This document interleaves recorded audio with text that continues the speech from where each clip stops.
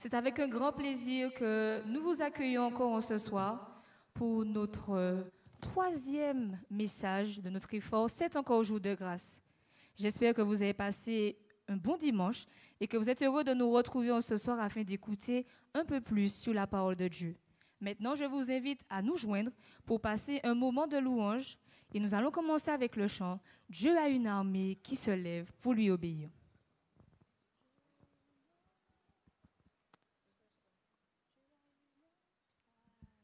Dieu a une armée qui se lève pour lui obéir. Dieu a une armée qui se lève pour le servir. Peuple de Dieu, lève les mains pour l'adorer. Peuple de Dieu, ouvre ta bouche. Dieu veut parler. C'est l'Esprit de Dieu qui l'amène, qui mène ses pas. C'est l'Esprit de Dieu qui l'entraîne au combat. Peuple de Dieu, lève tes mains pour l'adorer. Peuple de Dieu, ouvre ta bouche. Dieu veut parler. À l'agneau de Dieu, soit la gloire dans les lieux très hauts. À l'agneau de Dieu, la victoire, vive notre héros. Peuple de Dieu, lève les mains pour l'adorer. Peuple de Dieu, ouvre ta bouche. Dieu veut pas. Peuple de Dieu, lève tes mains pour l'adorer. Peuple de Dieu, ouvre ta bouche. Dieu veut parler. Notre prochain chant sera « Je loue ton nom éternel. Seigneur, je célèbre ta bonté. »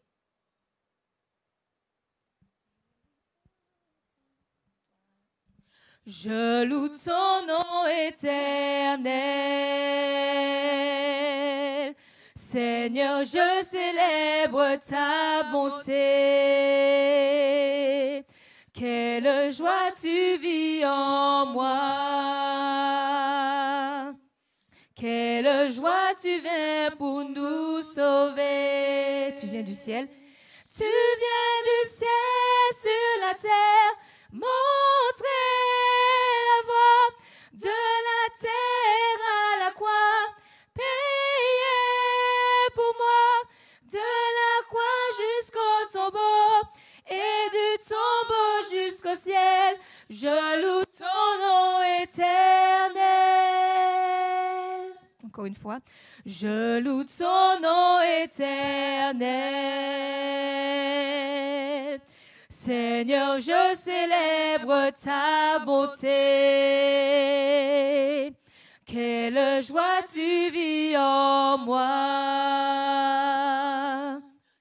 Quelle joie tu viens pour nous sauver. Tu viens du ciel. Tu viens du ciel sur la terre. Montrer la voie de la terre à la croix. Payer pour moi de la croix jusqu'au tombeau et du tombeau jusqu'au ciel. Je loue ton nom éternel. Tu viens du ciel. Tu viens du ciel sur la terre. Montrer la voie de la terre à la croix. Payer pour moi de la croix jusqu'au tombeau et du tombeau jusqu'au ciel. Je loue ton nom éternel. Je loue ton nom éternel. Je loue ton nom éternel. Une dernière fois. Je loue ton nom éternel. Il est toujours bon d'incliner nos cœurs devant l'Éternel, de reconnaître sa puissance et sa bonté. C'est pourquoi je vous invite à garder votre position, à juste incliner la tête alors que nous allons réclamer la présence de Dieu parmi nous en ce soir. Tendre Père Céleste, en cet instant, merci de nous permettre de nous adresser à toi. Merci de nous avoir conservé la vie. Merci pour Jésus-Christ. Merci pour le pardon que nous avons en lui. Et nous voulons aussi te remercier pour le privilège immense que tu nous accordes d'ouvrir ta parole et être en connexion avec toi dans ces temps difficiles. Que ton nom soit élevé, que ton nom soit béni pour toutes choses. D'une manière toute spéciale, je voudrais te présenter le prédicateur de ce soir. Que tu puisses joindre ses lèvres de la puissance de ton Esprit Saint, afin qu'il puisse parler avec autorité et que nos cœurs soient soumis à ta parole. Bénis tous ceux qui nous entendent en ce soir, afin qu'eux aussi, mon Dieu, reconnaissent que Jésus-Christ est l'unique sauveur et que nous devons lui faire allégeance. Que ton nom soit élevé, que ton nom soit béni. Nous t'avons prié au nom de ton Fils Jésus-Christ et pour ta sainte gloire. Amen. Chers amis, chers frères et sœurs, chers internautes, merci de nous accueillir encore ce soir chez vous. Vous avez choisi la bonne part. En ces temps troublés, Jésus nous accueille et il nous fait grâce. C'est pourquoi je suis très heureuse en ce soir de vous souhaiter la bienvenue. Que Dieu vous bénisse, que nous puissions ouvrir nos cœurs à l'écoute de sa parole. Ne changez rien, restez connectés et prêtez une oreille attentive à tout ce qui sera dit. Bienvenue à tous.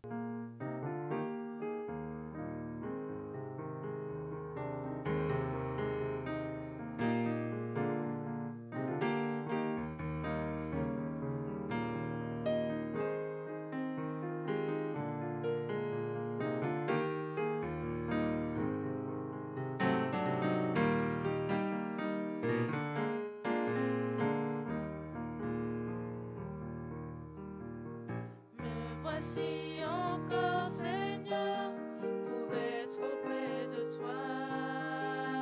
Je t'appelle au secours parfois, au milieu de l'effroi. Aujourd'hui, je ne demande rien dans la fraîcheur du matin. Je suis venue te dire que je t'aimais. Voici encore, Seigneur, pour être auprès de toi. Je t'appelle au secours parfois, au milieu de l'effroi. Aujourd'hui, je ne demande rien dans la fraîcheur du matin. Je suis venue te dire que je t'aimais. Je t'aime, Seigneur, les mots me semblent imparfaits, mais je sais que tu vis dans mon cœur et dans ses profondeurs. Je t'aime, Seigneur, ton amour reste le même. Je suis venue te dire que je t'aimais.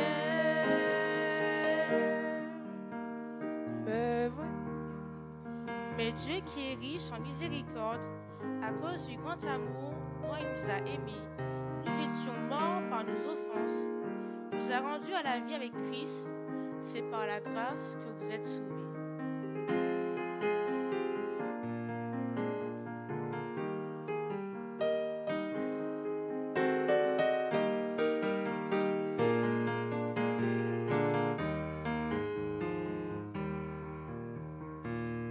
Voici encore, Seigneur, après ces beaux discours, ces symphonies inachevées sur la portée du jour. Cette fois, je ne peux garder le silence devant toi. Je suis venue te dire que je t'aimais.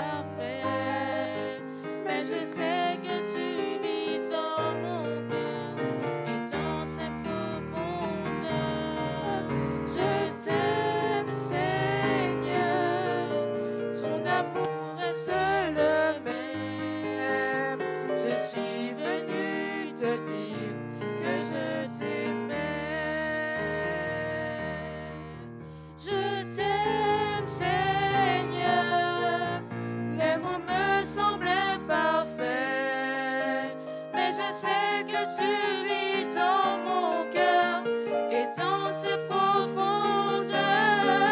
Je t'aime, Seigneur, ton amour reste le même. Je suis venu te dire que je t'aimais. Je suis venu te dire que je t'aimais. Je suis venu te dire que je t'aimais.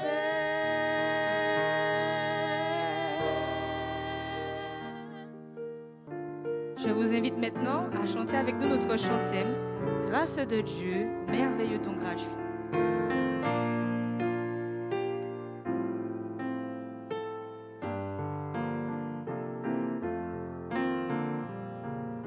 Ensemble. Grâce de Dieu, merveilleux ton gratuit, a dissipé la nuit, Christ m'a délivré. Grâce de Dieu qui me permet de changer, enlève le péché qui m'a accablé.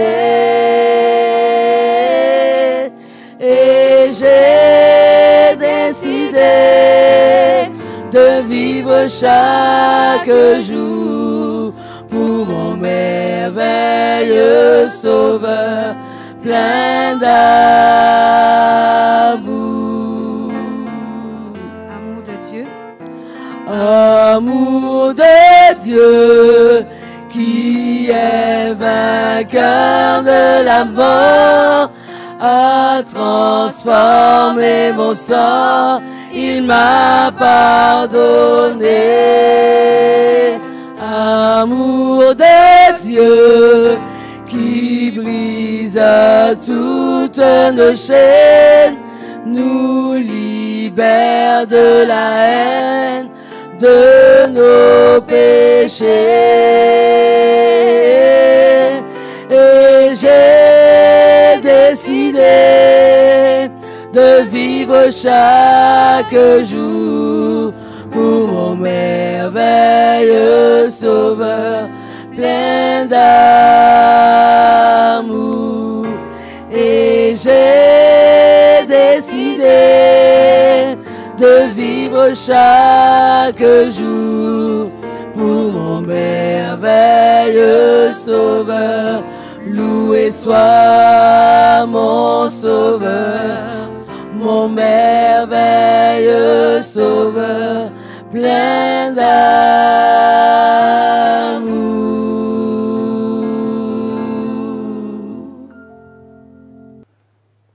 Bonsoir, chers amis, j'espère que vous avez passé une excellente journée. Vous êtes frais maintenant, dispo. Nous avons été bercés par des chants mélodieux et ce soir nous sommes contents d'être dans le programme d'Ultime Sauvetage.1. Combien sont contents d'être là ce soir? Manifestez-vous par le geste de la main. Et ceux qui sont à la maison, dans leur voiture, ceux qui regardent à partir de leur téléphone, bienvenue à Ultime Sauvetage.1, c'est encore jour de grâce.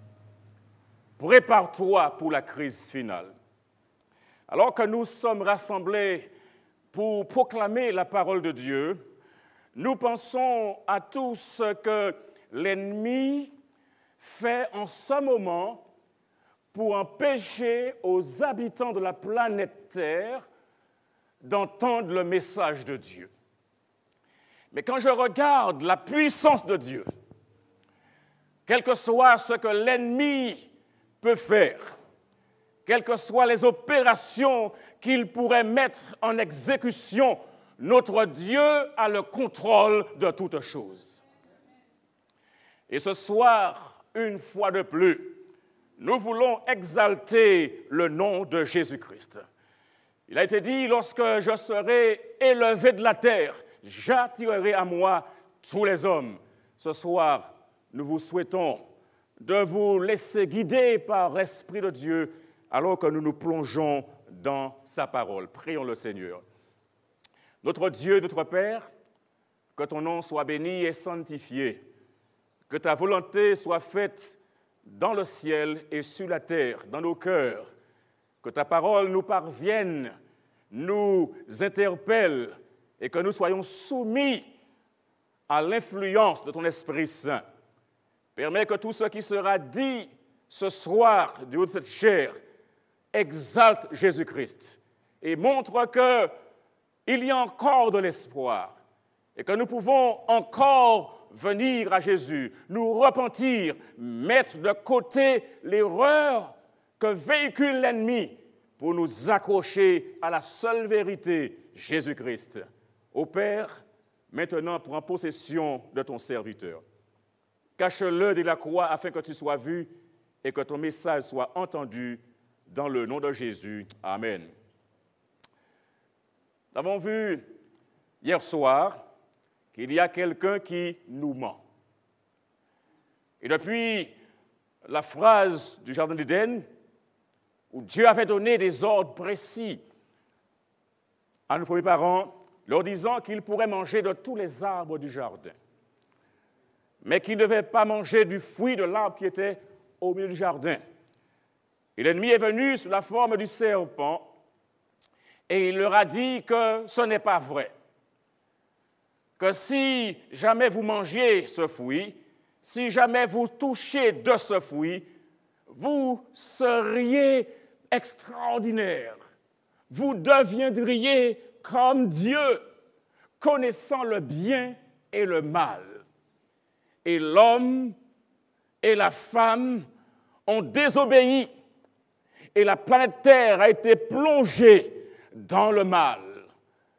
Et plus grave, plus virulent, plus meurtrier que la COVID-19, le péché qui est répandu dans le monde entier, a atteint le monde entier. Tous ont péché et sont privés de la gloire de Dieu. Et devant cette situation, il a fallu trouver une solution. Parce que Dieu ne laisse jamais ses enfants, quand ils ont un problème, avec leurs problèmes. Et c'est pourquoi je vous dis ce soir, n'ayez pas peur, parce que le Dieu que vous servez est capable. Le Dieu que vous servez est puissant, il est même tout-puissant. Et devant l'ampleur du désastre, il a fallu trouver une solution. Et la solution ne peut pas venir de l'homme, parce que l'homme va chercher à faire des vêtements à partir de feuilles de figuier. Mais la solution que Dieu donne, ce n'est pas une solution humaine, c'est une solution divine. Et la solution divine, c'est la meilleure. Et je voudrais nous inviter à rester branchés, à faire confiance au Seigneur. Et quand il nous dit que quelqu'un nous ment, il nous faut prêter l'oreille, être attentif, parce que si nous ne faisons pas attention, l'ennemi qui a menti au Jardin d'Éden et qui a séduit Ève, et le monde est entré dans le péché parce que les deux ont emboîté le pas. Si nous ne faisons pas attention, nous allons avaler beaucoup de couleuvres, mais Dieu soit loué à partir de l'expérience de Saül. Saül qui avait mis de côté ce que Dieu lui avait dit et il n'avait reçu aucune réponse, ni des prophètes, ni des songes, ni de l'Urim, ni d'aucune façon, s'est tourné vers une sorcière, vers une magicienne, vers une pythonise, vers quelqu'un qui ne faisait pas cas de Dieu. Oh, le même qui avait dit non, s'était tourné vers le problème. Et à cause de cela, il a été anéanti, il a été détruit. Et la royauté a été donnée à David. Ainsi, mesdames et messieurs, nous voulons ce soir vous dire qu'il y a un danger. Et ce danger, c'est que nous ne devons pas écouter la voix du serpent. le serpent, il est rusé. La Genèse déclare que parmi les animaux des champs, le serpent était le plus rusé. Rusé signifie en quelque part, il agit par malice, il agit pour tromper. Ce soir, nous voulons comprendre ce qui est dans cette affaire-là, comment détecter, comment découvrir que l'on nous ment, comment nous mettre à l'abri de ces mensonges. D'ailleurs, hier soir, nous avons indiqué comment l'idolâtrie se reposait sur le culte des morts. Et lorsque Saül s'est prosterné devant le soi-disant prophète Samuel, en fait, en réalité, Saül se prosternait devant un démon. Et Dieu avait donné des instructions précises concernant cette affaire. Expressément, Dieu avait défendu expressément au peuple d'Israël de participer d'une manière quelconque au prétendu commerce des morts. La parole de Dieu enlève toute la valeur à la nécromancie. Nécromancie, c'est quoi? Nécromancie vient de mot grec nékros qui signifie mort et manseia qui signifie quoi? Qui signifie quoi? Divination. Et ça signifie que c'est une science occulte où les gens utilisent cette façon pour prédire l'avenir en évoquant les morts. Et nous avons à comprendre comment cela ne va pas dans le sens de ce que Dieu a déclaré. Lorsque nous allons dans le livre de l'Ecclésiaste, au chapitre 9, le verset 5 et verset 6, Ecclésiaste. Chapitre 9, verset 5 et verset 6, la Bible enseigne, les vivants, en effet, savent qu'ils mourront. Mais les morts ne savent rien, et il n'y a pour eux plus de salaire, puisque leur mémoire est oubliée. Et le verset 5 est clair, et leur amour, et leur haine, et leur envie ont déjà péri, et ils n'auront plus jamais aucune part à tout ce qui se fait sous le soleil. Mes amis, comprenons bien ce que déclare la parole de Dieu. Lorsque quelqu'un meurt, cette personne est ignorante. Le mort ne sait rien. La Bible dit, dans Ecclésiaste 9, verset 5 et verset 6, les morts ne savent rien. Et ils n'ont désormais plus aucune part à ce qui se fait sous le soleil. Et voyons ce que David va déclarer au psaume 146. David, il va parler dans ce sens, le psaume 146, et David, il va nous dire de manière très péremptoire, psaume 146, David déclare ce qui suit et nous lisons ensemble. Au verset 5, nous lisons dans le psaume 146, le verset 4, ce que la Bible déclare. Leur souffle s'en va, ils rentrent dans la terre et ce même jour, leurs desseins périssent. Lorsque quelqu'un expire, lorsque quelqu'un meurt, il n'y a plus de souffle. Son souffle s'en va et l'endroit où on le dépose, c'est dans la poussière. Il retourne à la poussière et ce même jour, tous ses plans, tous ses desseins périssent. Si quelqu'un avec qui vous avez un problème et qui veut attenter à votre vie, et il vous dit, le jour où je vous rencontre, je vous tue. Du moment où la bibliothèque sort, le nom est mentionné, vous êtes délivré de ce problème. Ce même jour-là, ses desseins sont anéantis. Ce même jour-là, son souffle s'en va. Et comprenons comment Dieu est sérieux à ce niveau-là. Nous parlons ce soir quelqu'un vous ment, comment le découvrir? Voilà ce que la Bible déclare concernant ceux qui sont morts, concernant le prétendu entrer en contact avec les morts, ceux qui évoquent les morts, les esprits des morts. La Bible déclare dans Lévitique chapitre 20, verset 6. Lévitique chapitre 20, verset 6. Oh mes amis, notez cela quelque part, à la maison ou chez vous ou en présentiel. Notez ce texte de Lévitique chapitre 20, le verset 6, qui dit « Si quelqu'un s'adresse aux morts et à ceux qui évoquent les esprits, si quelqu'un s'adresse aux morts et aux esprits pour se prostituer, après eux, je retournerai ma face contre cet homme.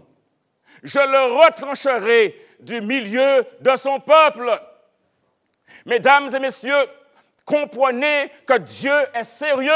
Il dit, si quelqu'un, que ce soit une femme, que ce soit un homme, que ce soit un jeune, si quelqu'un s'adresse à ceux qui évoquent les esprits et aux devins, je retournerai ma face contre cet homme.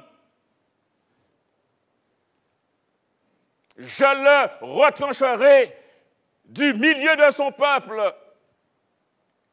Si nous voulons que Dieu nous réponde, si nous voulons que Dieu agisse dans nos vies, nous sommes invités à ne pas aller vers les gens qui évoquent les morts.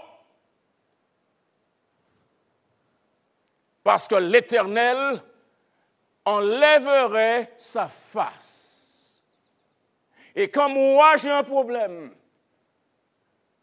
et que je vais voir Dieu et qu'il me retire sa face, mon problème reste entier. Et il dit précisément, si quelqu'un s'adresse à ceux qui évoquent les esprits et aux devins, je tournerai ma face contre cette personne. C'est une chose dangereuse de ne pas voir la face de Dieu par la foi. Une chose dangereuse d'avoir Dieu qui détourne son regard. Et quand le regard de Dieu se détourne de nous, nous sommes en problème. Chers téléspectateurs, si vous dormez, réveillez-vous. Parce que ce que je vais dire est très important. Les esprits ne sont donc pas ceux des morts, mais les mauvais anges, les messagers de Satan. Et la Bible déclare que l'ancienne idolâtrie, qui, comme on l'a vu, renferme à la fois le culte des morts et les prétendues communications avec eux, n'est autre que le culte des démons. Ainsi, comprenez bien encore, dans nos sociétés, il y a des pratiques où il y a des cultes qui sont offerts aux morts. Par exemple, lorsqu'on va brûler des bougies à la Toussaint, ça c'est un culte aux morts. Et Dieu déclare, si quelqu'un s'adresse à ceux qui évoquent les esprits et aux devins, je tournerai ma face contre cet homme. Ne voulons pas que l'Éternel nous tourne sa face, n'est-ce pas? Ne voulons pas que Dieu ne nous regarde pas, n'est-ce pas? Mais nous voulons que Dieu garde ses yeux sur nous, n'est-ce pas? Oui, nous avons besoin de la face de Dieu. L'apôtre Paul nous parle aussi. Et l'apôtre Paul nous donne un avertissement. Et il nous dit dans 1 Corinthiens, chapitre 10, verset 20, l'apôtre Paul, il dit à ses frères, il dit aux sœurs de n'avoir aucune part à l'idolâtrie de leurs voisins païens. Et voyez ce qu'il nous dit maintenant. 1 Corinthiens chapitre 10, verset 20. Il nous dit dans la parole de Dieu, dans 1 Corinthiens chapitre 10, verset 20, « Je dis que ce qu'on sacrifie, on le sacrifie à des démons et non à Dieu. Or, je ne veux pas que vous soyez en communion avec les démons. L'apôtre Paul, il avertit les frères et sœurs. Il leur dit que ce que l'on sacrifie, on le sacrifie à des démons et non pas à Dieu. Or, je ne veux pas que vous soyez en communion avec les démons. Le psalmiste revient. Il nous parle encore, cette fois-ci, au psaume 106. Il nous dit au psaume 106, les versets 37 et verset 38, « Ils sacrifièrent leurs fils et leurs filles. » Mes amis, écoutez bien cela. Le psaume 106, verset 37 et verset 38. Écoutez cela. Si la radio marche, arrêtez-la. Écoutez cela, mes amis. Ceci est un problème. Et Dieu nous parle. Il nous donne une vérité concernant des pratiques dans notre pays et à travers le monde. Dans Psaume 106, verset 37 et verset 38, il dit « Ils sacrifièrent leurs fils et leurs filles aux idoles. » 38, « Ils répandirent le sang innocent, le sang de leurs fils et de leurs filles, qu'ils sacrifièrent aux idoles de Canaan. Et le pays fut profané par des meurtres. » Oui, chers amis, en sacrifiant leurs fils, en sacrifiant leurs filles aux idoles de Canaan, tout en croyant rendre culte à des trépassés, les Israélites adoraient en réalité des démons. Mesdames et messieurs, notre pays a un problème. Il y a des gens dans notre pays qui pensent qu'il faille faire des sacrifices. Vous savez, le diable promet des choses, mais le diable ne donne rien pour rien. Hello! Le diable ne donne rien pour rien. Et c'est pourquoi il y a des sacrifices qui sont faits, où des enfants sont offerts. Et ces sacrifices-là, qu'on voit les gens prospérer. Et l'on ne comprend pas d'où est sortie cette prospérité. Et souvent, cela repose sur des sacrifices. Et ce n'est pas une pratique actuelle, mais une pratique ancienne qui a traversé les temps et qui est arrivée jusqu'en Martinique, en Guadeloupe, en Guyane, en France, à travers le monde, où des sacrifices humains sont faits parce que le diable réclame des vies. Le diable réclame du sang. Le diable est dans la contrefaçon. Il réclame du sang. Et lorsque vous avez un fils ou une fille, et on vous demande en contrepartie, OK, vous voulez être riche, alors voilà les conditions. Il faudra signer dans le sang. Et le diable, il réclame du sang. Mais nous devons savoir, mesdames et messieurs, que c'est le sang de Jésus qui a été répandu pour nous afin que nous n'ayons aucun sang à donner nulle part. Amen. Il réclame du sang, des sacrifices humains. Ça, c'est la pratique diabolique. Le spiritisme moderne qui opère sur la même base, savoir la croyance à la possibilité de communiquer avec les morts, qui est le fondement de l'idolâtrie. Ainsi donc, le spiritisme moderne n'est que la réapparition sous une forme nouvelle de la sorcellerie et du culte des démons anciennement interdits et condamnés. Mes amis, si nous avons un problème, nous pouvons aller à Jésus, n'est-ce pas? Si nous avons un problème d'argent, nous pouvons aller à Jésus-Christ. Si nous avons un problème de santé, nous pouvons aller à Jésus-Christ. Si nous entendons du bruit le soir sur la maison, si on ne peut pas dormir, nous pouvons aller à Jésus-Christ. Mettez vos deux genoux par terre et implorez la puissance de Dieu. Il vous répondra, notre Dieu est tout-puissant. Oh, lorsque l'on fait des pactes avec le diable, on a le meilleur lit du monde. Mais lorsque le soir arrive, on ne peut pas dormir sous ce lit, c'est à terre nous qu'à dormir. Mais quand vous avez un pacte avec Dieu, alléluia, mais quand vous avez une alliance avec Dieu, amen, vous vous couchez sur ce lit et vous y restez jusqu'au lever du jour, alléluia. Aucun démon ne vous perturbera. Aucun démon ne vous tracassera parce que chef Jésus, capitaine Jésus, souverain Jésus prendra soin de vous. Oh mes amis, Dieu ne nous laisse pas dans l'ignorance. Dieu ne nous laisse pas dans l'ignorance. Et cette réapparition est prédite dans la Bible. Dans quel livre? Dans la Bible. Levez vos Bibles, mes amis, levez vos Bibles. Cette réapparition est prédite dans la Bible. Ne vous éloignez pas de ce livre. La Bible, ce n'est pas un livre de diable. La Bible est la parole de Dieu. Alléluia. Timothée reçoit un courrier de la part de Paul.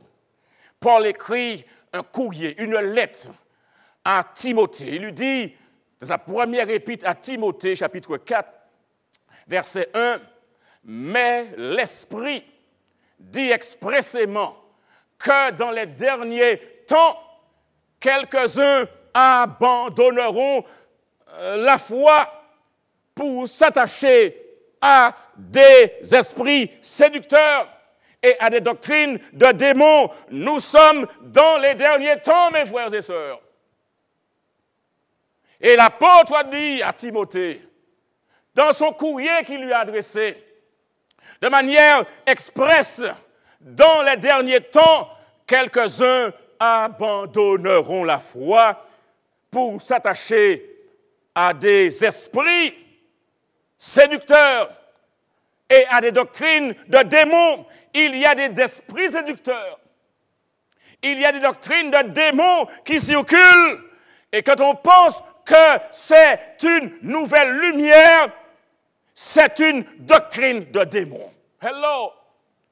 Il y a beaucoup de choses qui circulent aujourd'hui. Et nous pensons que c'est la vérité. Et souvent, on vous dit, on vous cache des choses. On vous cache des choses. Mais Saint Paul a déclaré à Timothée, de façon expresse, que dans les derniers temps, il y aura quelques-uns. Heureusement, c'est quelques-uns, pas la majorité. Il y aura quelques-uns qui abandonneront la foi et qui seront attachés à des doctrines de démons, d'esprits séducteurs. Oh, mes amis, étonnant de noter que le même Saül, qui avait interdit la pratique de la sorcellerie et faisait tuer ceux qui pratiquaient, a enfreint sa propre ordonnance. C'est pour montrer que lorsque quelqu'un n'est pas dirigé par le Saint-Esprit de Dieu, il ingurgite son propre vomi. Hello. Quand quelqu'un n'est pas dirigé par le Saint-Esprit de Dieu, cette personne ingurgite son propre vomi. Et voilà ce que l'apôtre Pierre nous dit dans 2 Pierre 2, verset 22. Cherchez-le. Et lisons-le maintenant. 2 Pierre, chapitre 2, verset 22. Il dit, « Il leur est arrivé ce que dit un proverbe vrai. Le chien est retourné à ce qu'il avait vomi, et la truie lavée s'est vautrée dans le bourbier. » L'image est saisissante. Mes amis, on voit la laideur, la répugnance du vomi, n'est-ce pas? Et on voit aussi l'image de la truie, de ce porc qui s'est vautré dans le bourbier après s'être lavé. Quand on est lavé, ce n'est pas pour retourner dans la boue. Répondez-moi, vrai ou faux? Nous avons rencontré Jésus-Christ. Nous avons entendu sa parole. Nous savons ce qui est bien. Nous connaissons la direction. Mais lorsque nous mettons de côté cela et que nous retournons dans nos pratiques anciennes, nous faisons exactement comme un chien qui a vomi et qui a ingurgité à nouveau son vomi, comme une truie qui s'est lavée et qui s'est vautrée à nouveau dans la boue. Aujourd'hui, les gens sont friands de sensationnalisme, de nouveautés, de nouvelles lumières. Ces gens qui sont dans cette recherche pensent qu'ils sont conduits par le Saint-Esprit, tandis qu'en réalité, ils se sont laissés endoctriner par ces philosophies pernicieuses. Et voilà ce que Paul dit. Galates chapitre 1, verset 8. Galates chapitre 1, verset 8, il dit, « Mais quand nous-mêmes, quand un ange du ciel, et ça c'est fort, Paul il va fort là, il dit, mais quand nous-mêmes, il s'adresse à lui et à ses compagnons, mais quand nous-mêmes, et puis ensuite il dit, quand un ange du ciel, en principe, un ange du ciel annonce la bonne nouvelle, n'est-ce pas?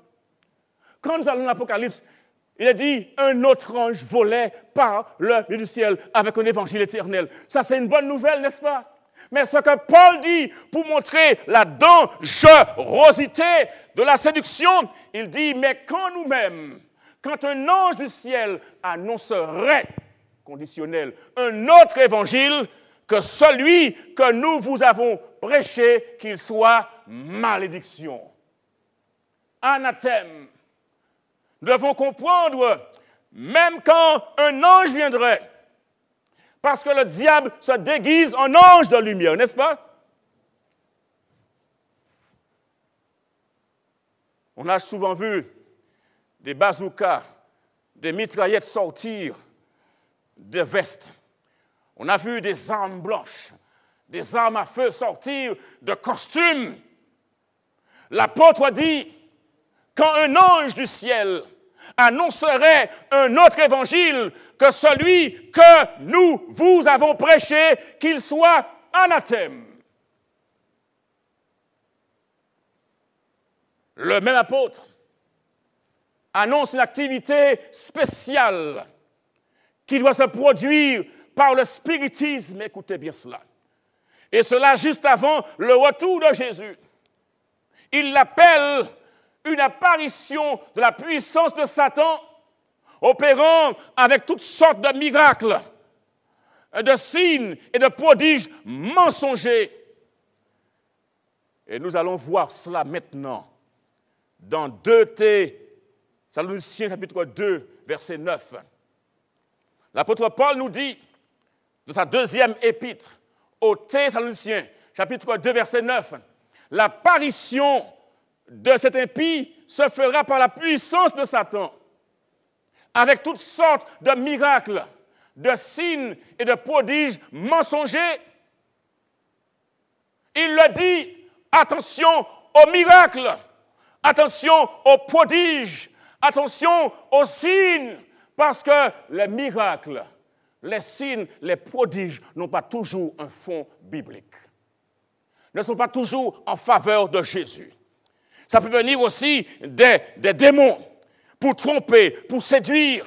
C'est pourquoi l'apôtre Paul décrit également les dangers auxquels l'Église sera exposée au dernier jour. Mes amis, pensez-vous que nous sommes au dernier jour? Combien le pensent? Et vous sur YouTube, à la maison, dans votre voiture, que pensez-vous? Sommes-nous dans les derniers temps? Dans la salle, ils ont tous dit oui, nous sommes dans les derniers temps. Et l'apôtre Pierre, il nous parle à nous qui sommes dans les derniers temps. Dans 2 Pierre, chapitre 2. 2 Pierre, chapitre 2, verset 1 et verset 2. Voilà ce que Pierre nous dit dans sa deuxième épître, chapitre 2, versets 1 et 2. Il nous dit, il y a eu parmi le peuple de faux prophètes, et il y aura de même parmi vous de faux docteurs qui introduiront des sectes pernicieuses et qui, reniant le maître qui les a rachetés, attireront sur eux une ruine soudaine. C'est Pierre qui le dit, il y a eu parmi le peuple, il fait référence à ce qui s'est passé avant. Il y a eu, mais ne s'arrête pas au passé, mais il dit, il y aura de même parmi vous de faux docteurs, de faux prophètes, qui introduiront des sectes pernicieuses. Il commence par dire, il y a eu parmi vous de faux prophètes. Et le prophète, c'est celui qui parle au nom de l'Éternel. Et le docteur, c'est celui qui interprète ce qui a été dit. Et qui introduiront donc des sectes pernicieuses et qui, reniant le maître qu'ils ont racheté, attireront sur eux une ruine soudaine. Ainsi, ceux qui suivent ces doctrines pernicieuses, leur fin viendra rapidement. À la fois ceux qui l'enseignent, comme ceux qui écoutent et qui suivent ces gens-là. L'Écriture est claire. Eh bien, leur fin, une ruine soudaine, viendra. L'apôtre Pierre signale ici l'un des traits caractéristiques des doctrines spirites. Il renie Jésus-Christ. Il n'accepte pas Jésus-Christ comme le Seigneur, comme le Fils de Dieu. Or, l'apôtre Jean qualifie ainsi cette catégorie de personnes, de docteurs. Et nous lisons dans 1 Jean chapitre 2, versets 22 et 23. Cherchons dans 1 Jean chapitre 2, versets 22 et 23. Que disent ces versets? Nous lisons dans 1 Jean chapitre 2, versets 22 et verset 23. Nous lisons, qui est menteur? Sinon celui qui nie que Jésus est le Christ. Celui-là est l'Antéchrist, qui nie le Père et le Fils. Quiconque nie le Fils n'a pas non plus le Père. Quiconque confesse le Fils a aussi le Père. Ainsi donc, mes amis, l'Antéchrist est dévoilé. Le mot Antéchrist vient du grec anti, qui signifie contre, qui signifie aussi au lieu de, à la place de. Et Christ, donc c'est quelqu'un qui est contre le Christ, ou quelqu'un qui prend la place de Christ. Et il dit, qui est menteur, sinon celui qui nie que Jésus-Christ, que Jésus est le Christ. Celui-là est l'Antéchrist. Parce que cette personne-là est contre le Christ. Cette personne-là nie le Père et le Fils. Et quiconque nie le Fils n'a pas non plus le Père parce qu'il n'y a pas de dichotomie entre le Père et le Fils. Il y a des gens qui aiment la fille, mais n'aiment pas les parents de la fille. Il y a des gens qui aiment le garçon, mais n'aiment pas les parents du garçon. Mais pour qu'il y ait mariage, il faut accepter les parents du garçon, le garçon, il faut accepter l'un et l'autre parce que ça vient comme un package, n'est-ce pas? Mes amis, accepter le Fils, c'est accepter le Père. Il n'y a pas de contradiction à ce niveau-là. Et quand il prédisait le sort de Saül par la femme d'Endor, Satan cherchait à entraîner le peuple d'Israël dans ses pièges. Il espérait qu'en allant consulter la sorcière, celui-ci se laisserait ainsi guider par lui au lieu de s'adresser à celui qui seul devait être le conseiller de son peuple. Nous avons un sauveur qui est notre conseiller. Nous savons que la parole de Dieu est claire, la parole de Dieu est limpide, et nous avons des événements qui arrivent à grands pas, et la Bible nous révèle que le diable est menteur et qu'il est le père du mensonge. Lisez la parole de Dieu. Passez du temps à la méditer, et non seulement à la méditer, à la mettre en pratique. Voulez-vous ce soir mettre en pratique la parole de Dieu? Voulez-vous ce soir prendre la parole de Dieu au mot? Voulez-vous ce soir écouter la voix de Dieu et pas la voix du serpent? Parce que Dieu dit toujours la vérité. S'il y a quelqu'un qui ment, c'est le diable. Jésus l'a déclaré dans Jean 8, verset 44, qu'il est le père du mensonge.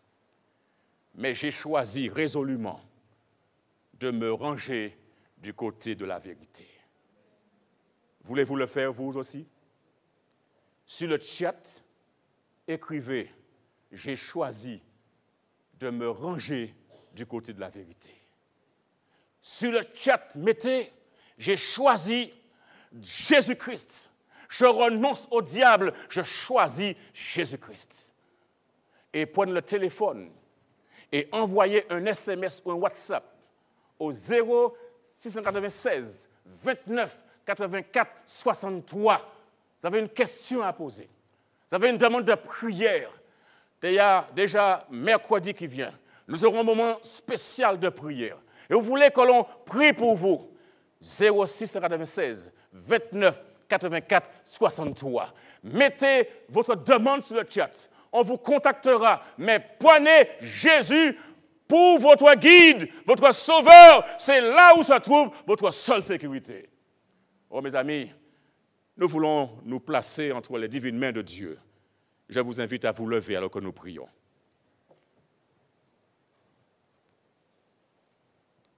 Notre Dieu et notre Père céleste, béni soit ton Saint-Nom pour la vérité que tu nous as proclamée. Le diable, par tous les moyens, cherche à nous fourvoyer dans l'idolâtrie, dans la supercherie, à travers la nécromancie, à travers le spiritisme, à travers l'occultisme, à travers toutes sortes de moyens pour nous piéger. Mais loué sois-tu, la vérité est proclamée. Loué sois-tu, la Bible nous enseigne que ceux qui sont morts ne savent rien et ils n'ont plus jamais aucune part à tout ce qui se fait sous le soleil. Ô Père, aide-nous à ne pas plonger nos regards dans ces choses, mais à évoquer l'Éternel, comme tu nous dis dans Ésaïe 8, versets 19 et 20, que nous devons consulter l'Éternel, parce que ne le faisant pas, il n'y aura point d'aurore pour le peuple. Oh, bénis tes enfants, fortifie-les, donne-leur la victoire sur le mal et permets que chaque jour, ils se tournent vers Jésus et ils se soumettent à Jésus et qu'ils soient protégés par lui aujourd'hui et pour toujours. En son nom, Amen. Nous vous disons bonsoir et vous donnons rendez-vous demain soir quand le sujet sera « Lui, il ne vous ment pas ». Lui, il ne vous ment pas.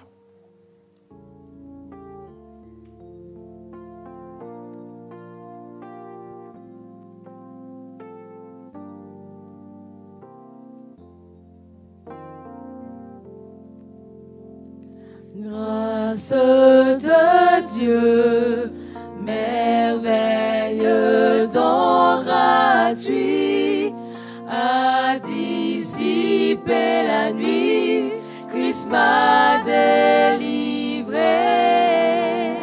Grâce de Dieu qui me permet de changer, enlève le péché qui m'a accablé. Et j'ai décidé de vivre chaque jour pour mon merveilleux Sauveur, plein d'amour.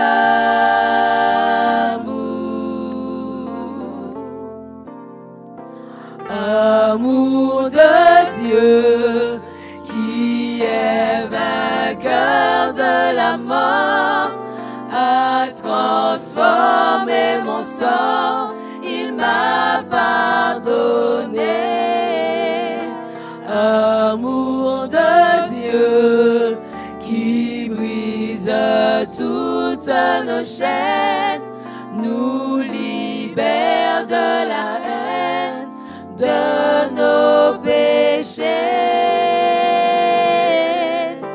Et j'ai décidé de vivre chaque jour pour mon merveilleux merveilleux Sauveur, plein d'amour.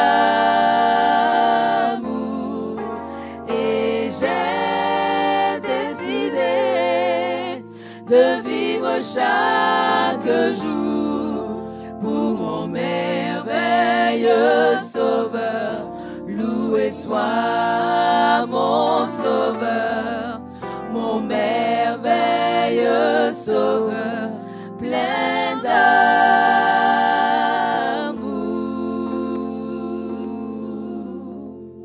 Nous vous souhaitons à tous une bonne soirée et nous vous donnons rendez-vous demain soir à la même heure. Vous bénisse.